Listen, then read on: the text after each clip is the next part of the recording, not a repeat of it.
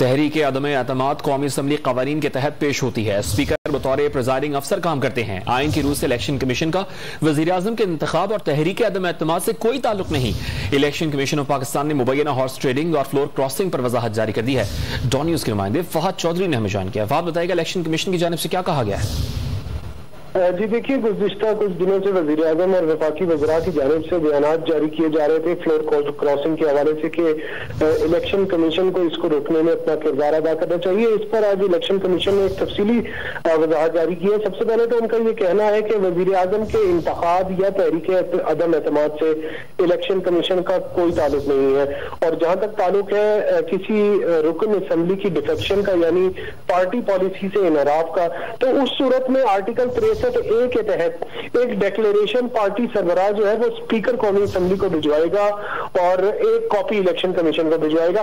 Speaker कौमी assembly 2 रोज में जो है वो उस डिक्लेरेशन को इलेक्शन कमीशन की तरफ फॉरवर्ड करेगा, अरसाल करेगा, और अगर ऐसा ना करे तो वो ऑटोमेटिकली इलेक्शन कमीशन को फॉरवर्ड हो जाएगा।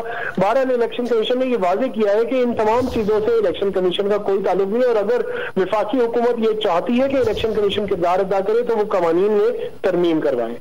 जी फहद चौधरी, आपका बहुत शुक्रिया। ताज़ा तरीन वीडियोस के लिए हमारा YouTube चैनल सब्सक्राइब करके बेल आइकन प्रेस करिए ताकि आपको मिले हर अपडेट सबसे पहले।